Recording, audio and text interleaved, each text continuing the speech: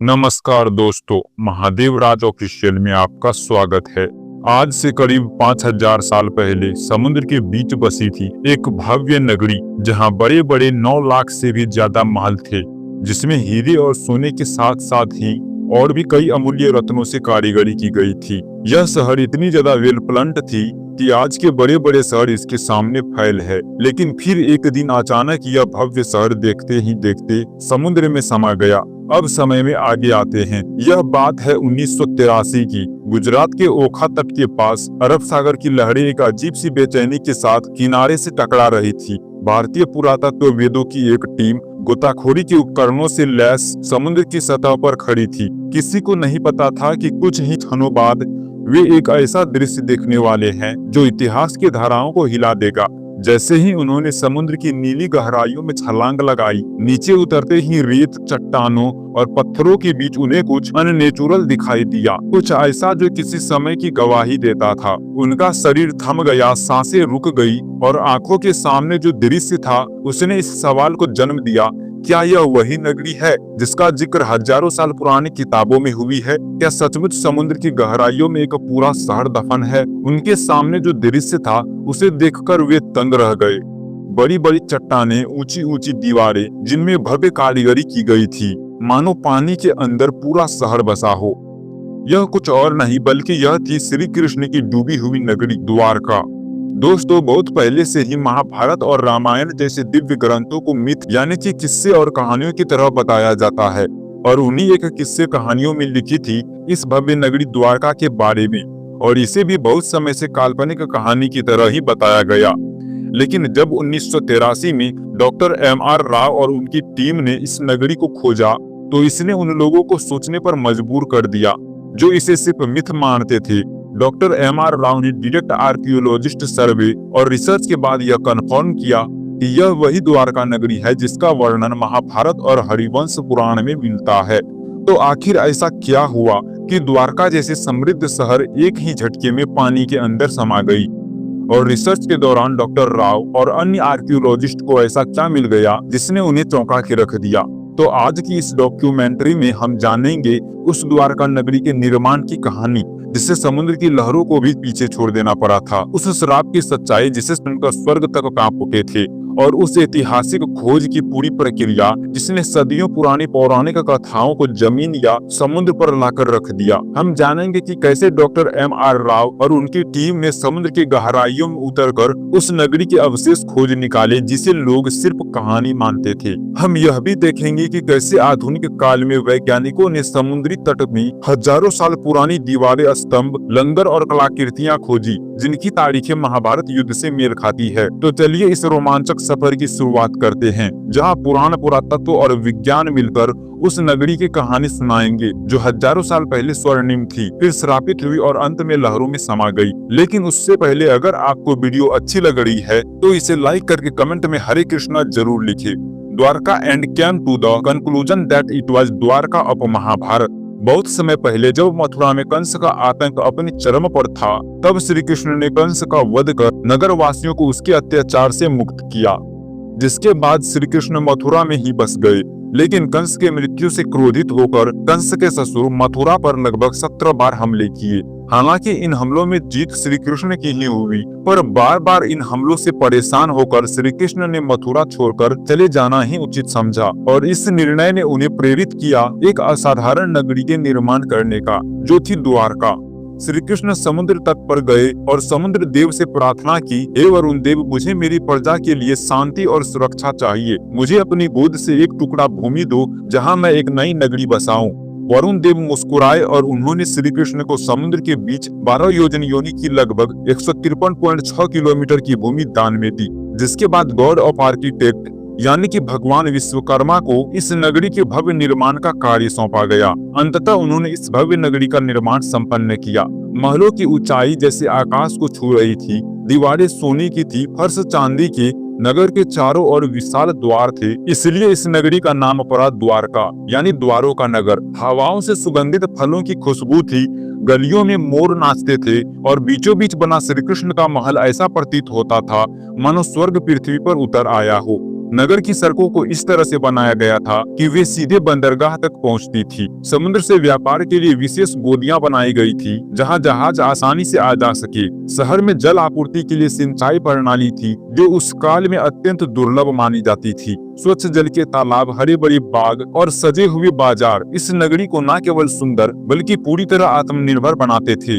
भागवत पुराण के अनुसार द्वारका में कुल 900 से अधिक भव्य महल थे जो चंद्रकांत, हीरा, मणि और सोने से बनी हुई थी। श्री कृष्ण ने स्वयं उन महलों को अपने प्रियजनों के लिए बनवाया था। बलराम, रक्तमणि, सत्यभामा, जाम्बवती और अन्य रानियों के लिए अलग अलग राज्य महल। यह महल न सिर्फ वास्तुकला का चमत्कार थे बल्कि आध्यात्म और भक्ति का प्रतीक था। लेकिन यह अंत नहीं था। अब शुरू होने वाला है वह अध्याय जिसने द्वारका को कालातीत बना दिया। एक ऐसा नगर जिसे स्वयं भगवान ने बसाया, देवताओं ने सजाया और समय ने इतिहास में दर्ज कर दिया। लेकिन जहां निर्माण होता है वहीं विनाश भी इंतजार करता है। द्वारका की यह स्वर्ग गाथा आगे चलकर एक ऐसे श्राप की छाया में डूबेगी जिसकी कल्पना तक किसी ने ना की थी। महाभारत का युद्ध समाप्त हो चुका था। धूल में लथपथ योद्धाओं के शव, बिखरे हुए अस्त्र शस्त्र और खून से लाल धरती। कौरवों का विनाश हो चुका था। अपने पुत्रों की यह दशा देखकर गांधारी काफी क्रोधित हो गई थी। उनका मानना था कि यदि श्री कृष्ण चाहते तो यह युद्ध होता ही नहीं, परंतु उन्होंने ऐसा नहीं किया, जिससे क्रोधित होकर गांधारी ने श्री कृष्ण को श्राप दिया कि जिस प्रकार मेरे वंश का विनाश हुआ ठीक उसी प्रकार तुम्हारे वंश का भी विनाश हो जाएगा। इस श्राप ने यदुवंश के विनाश की नींव रख दी। लेकिन एक और कारण था जिसके चलते द्वारका का विनाश हुआ। दरअसल एक समय की बात है, द्वारका के पास एक स्थल जिसका नाम पिंडारक था। वहाँ एक दिन प्रमुख ऋषिगण पधारे। इनमें विश्वामित्र, वशिष्ठ, नारद, कर्ण, द्वारसा जैसे महान ऋषि मुनि उपस्थित थे। उन ऋषियों को देख श्री कृष्ण के पुत्र सांब और उनके कुछ मित्रों ने मिलकर शरारत करने की सोची। सांब ने एक गर्भवती स्त्री का रूप धारण कर लिया और उन ऋषियों के पास पहुँचे, इस बात से अनजान कि वे ऋषि कोई साधारण साधु संत नहीं बल्कि त्रिकालदर्शी थे जिन्हें सब कुछ मालूम था। सांब और उनके मित्र उनके निकट गए और उनकी तपस्या भंग कर ऋषियों से अपने होने वाले बच्चे के बारे में पूछने लगे। अपना इस तरह अपमान देख मुनिगण गुस्सा हो गए और उन्होंने सांब को एक श्राप दिया कि तुम एक लोहे के मुसल को जन्म दोगे जो यदुवंश के विनाश का कारण बनेगा। सांब और उनके साथी भयभीत हो उठे। उन्होंने माफी मांगी पर अब कुछ नहीं हो सकता था। कुछ दिनों बाद वही हुआ जो भविष्यवाणी की गई थी। जब शाम सुबह उठा तो उसके कपड़ों में एक भारी भरकम मुसल मिला। यह दृश्य देख यदुवंशी चिंतित हो उठे और जब यह बात श्री कृष्ण के नाना राजा उग्रसेन को पता चला तो उन्होंने मुसल के छोटे छोटे टुकड़े कर समुद्र में फेंकने का आदेश दिया। और जैसे ही यह टुकड़े समुद्र में फेंके गए, एक विशाल मछली ने यह टुकड़े खा लिया। कुछ समय बाद जब कुछ मछुआरों ने उस मछली को पकड़ा और जब उसे काटा गया तो उसके पेट में लोहे के टुकड़े निकले। उन मछुआरों ने वह टुकड़े एक जरा नामक शिकारी को बेच दिया। अब वह शिकारी उन टुकड़ों से अपने तीर बना रहा था और दूसरी ओर द्वारका की स्थिति धीरे धीरे खराब होने लगी थी। गांधारी के श्राप का असर दिखाई देने लगा था। जैसे जैसे समय बीतता गया, यदुवंश के लोगों में अहंकार बढ़ता गया। भोग विलास, मदिरा और दुराचार ने धर्म और मर्यादा का स्थान ले लिया था। नैतिकता समाप्त हो चुकी थी। फिर एक दिन, जिसे आज भी प्रभास त्रिकाल के नाम से जाना जाता है, यदुवंश के वीरों ने समुद्र किनारे एक उत्सव आयोजित किया। शराब, घमंड और गाली गलौज ने मिलकर उस उत्सव को युद्ध भूमि में बदल दिया। वे आपस में ही लड़ने लगे। जिन हथियारों से उन्होंने युद्ध जीते थे उन्हीं से वे एक दूसरे को मारने लगे। श्री कृष्ण समझ चुके थे कि अब विनाश निकट है, जिसके पश्चात वे वन की ओर चल पड़े और वहाँ एक वृक्ष के नीचे विश्राम करने लगे। तभी वहाँ वह शिकारी पहुँचा जिसने उस मुसल के टुकड़े से तीर बनाई थी। उस शिकारी ने श्री कृष्ण को हिरण समझकर उन पर तीर चला दी और जैसे ही तीर श्री कृष्ण के पैरों में लगी, उन्होंने यह लोक को त्याग दिया और उनकी मृत्यु के साथ ही पूरी द्वारका नगरी पानी में समा गई। इस प्रकार द्वारका का वह वैभवशाली अध्याय समाप्त हुआ। वह नगर जिसे स्वयं भगवान ने बसाया था, जिसने एक युग देखा था, अब रह गया केवल शास्त्रों के पन्नों में और समुद्र की खामोशी में छिपी एक अमर स्मृति के रूप में। लेकिन क्या यह अंत है? क्या हुआ श्री कृष्ण की मृत्यु के पश्चात और क्यों श्री कृष्ण आज भी जिंदा हैं? अर्जुन ने क्या भूमि निभाई श्री कृष्ण के देह के साथ? यह सब जानने से पहले हम यह जान लेते हैं कि आज के समय में कहानी कही जाने वाले द्वारका नगरी को कैसे खोज निकाला गया और क्या सच में यह वही द्वारका नगरी है जो श्री कृष्ण ने बनवाई थी। तो चलिए अब जानते हैं इसका असली इतिहास और रहस्य। लेकिन उससे पहले अगर आपको यह वीडियो ज्ञान पूर्वक लग रही है तो इसे अपने दोस्तों, रिश्तेदारों और अन्य भक्तों को जरूर शेयर करें। बहुत लंबे समय तक द्वारका को सिर्फ एक पौराणिक नगरी माना जाता था। श्रीमद् भागवत पुराण, विष्णु पुराण, हरिवंश पुराण और महाभारत में इसके भव्य विवरण तो थे, लेकिन भौगोलिक रूप से यह कहाँ थी यह रहस्य बना हुआ था। अधिकांश विद्वान मानते थे कि यह एक धार्मिक कथा बस है, कोई ऐतिहासिक सच्चाई नहीं। लेकिन यह सच पहली बार 1930 के आसपास मिली, जब गुजरात के सौराष्ट्र इलाके में कुछ मछुआरों और गोताखोरों ने समुद्र के अंदर अजीब पत्थरों और चट्टानों को देखने की बात बताई।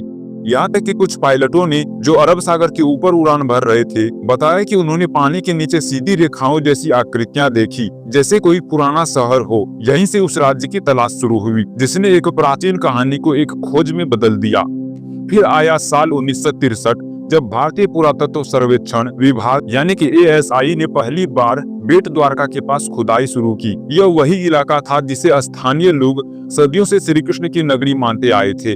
खुदाई में वहां से कई प्राचीन बर्तन, मूर्तियां और पक्के ढांचे मिले। इससे यह तो साबित हो गया कि यह जगह काफी पुराना है, लेकिन इससे द्वारका की असली पहचान अभी भी पूरी तरह साफ नहीं हुई थी। इससे कुछ साल बाद 1970 के दशक में एक और बड़ा सुराग मिला। जामनगर के शिकारी रिकॉर्ड में एक प्राचीन ताम्रपत्र का जिक्र था, जो करीब 6वीं शताब्दी का बताया गया। यह ताम्रपत्र सिंधद नाम के राजा से जुड़ा था और उसमें साफ साफ लिखा था कि यहाँ भगवान श्री कृष्ण निवास करते थे। यह ऐसा पहला ऐतिहासिक दस्तावेज था जिसमें धर्म और इतिहास आपस में जुड़ते नजर आए। इससे इतिहासकारों को पहली बार यह लगा कि द्वारका सिर्फ एक कल्पना नहीं, बल्कि शायद एक खोया हुआ सच है। इसके बाद इस खोज को सही दिशा दी SR राव ने। वे SI के वरिष्ठ अधिकारी थे और भारत के शुरुआती समुद्री पुरातत्व वेदों में से एक माने जाते थे। उन्हें महाभारत और पुराने ग्रंथों की बातों पर भरोसा था। उन्होंने उन विवरणों की तुलना आधुनिक समुद्री नक्शों से की और पाया कि अगर द्वारका सच में कहीं बसी थी तो वह गुजरात के पश्चिमी तट पर ही रही होगी। इसी सोच से 1979 में भारत में पहली बार समुद्र के नीचे पुरातात्विक खोज की नींव रखी गई। डॉक्टर राव ने गोवा स्थित नेशनल इंस्टीट्यूट ऑफ ओशनोग्राफी यानी कि एक IO की मदद ली और एक नई खोज का अभियान शुरू किया। यह काम आसान नहीं था, न तो उस दौर में भारत के पास अच्छे उपकरण थे, न ही आधुनिक तकनीक। फिर भी उन्होंने स्थानीय मछुआरों, गोताखोरों, पुरानी नावों और शुरुआती सोनार तकनीकी की मदद से समुद्र के अंदर छिपे राज को ढूंढना शुरू किया। और इसी दौरान समुद्र की सतह के नीचे उन्हें कुछ ऐसे ढांचे दिखाई देने लगे जो किसी भी नजरिए से प्राकृतिक नहीं लगते थे। वहाँ पत्थरों की लंबी दीवारें थी, बड़े बड़े खंबे थे और ऐसे लंगर भी मिले जो साफ बताते थे कि वहाँ कभी जहाज आते जाते थे। यानी यह जगह एक पुराना बंदरगाह रहा होगा। लेकिन यह तो बस शुरुआत थी, असली खुलासे तो अभी बाकी थे। 1989 की खोज ने एक ऐसा दरवाजा खोल दिया था जिसके पीछे छुपी थी एक बहुत पुरानी, लगभग भूली हुई कहानी। अब 1980 का दशक उस कहानी को सच साबित करने की जिद बना चुका था और इस जिद की सबसे बड़ी वजह थे doctor SR Rao. Doctor Rao को महाभारत और पुराणों में लिखी बातों पर पूरा भरोसा था। उन्होंने उन ग्रंथों के नक्शों और विवरणों को पढ़ा, समझा और फिर आधुनिक समुद्री मानचित्रों से मिलाया। उन्हें यकीन था कि श्री कृष्ण की वो नगरी जिसे दुनिया ने बस एक कहानी मान लिया था, वो अब कहीं न कहीं अरब सागर के नीचे आज भी मौजूद है। लेकिन उनका यह सफर बिल्कुल भी आसान नहीं था। उस समय भारत में समुद्री खुदाई यानी कि मरीन आर्कियोलॉजी एक बिल्कुल नया क्षेत्र था। न सरकार के पास इस काम के लिए पर्याप्त पैसा था, न वैज्ञानिकों को इस बात पर भरोसा कि समुद्र के नीचे कोई शहर भी हो सकता है। बहुत सारे लोग इस प्रयास को बस धार्मिक सोच का हिस्सा मानते थे। कई लोगों ने डॉक्टर राव से कहा, पौराणिक कथाओं को इतिहास से जोड़ने का क्या फायदा, लेकिन उन्होंने कभी हार नहीं मानी। डॉक्टर राव ने SI और गोवा के नेशनल इंस्टीट्यूट ऑफ ओशनोग्राफी के साथ मिलकर एक समुद्र अभियान शुरू किया। इंडियन नेवी के गोताखोरों की मदद ली गई, लेकिन चुनौती सिर्फ यह नहीं थी कि लोग विश्वास नहीं कर रहे थे। असली मुश्किल थी टेक्नोलॉजी और संसाधनों की कमी। उस समय ना तो सोनार जैसी आधुनिक तकनीक थी, ना ही पानी के अंदर काम करने वाले रोबोट्स। डवर्स को अपने हाथों से समुद्र की सतह को टटोलना पड़ता था। 1980 के दशक में यानी लगभग 40 साल पहले समुद्र में जाकर खुदाई करना कोई आसान काम नहीं था। दोस्तों, इससे आगे की कहानी हम पार्ट 2 में सुनेंगे। हमारे साथ इस कहानी के अंत तक जुड़े रहने के लिए चैनल को सब्सक्राइब जरूर कर ले। मिलते हैं नेक्स्ट पार्ट के साथ, तब तक के लिए बाय बाय दोस्तों।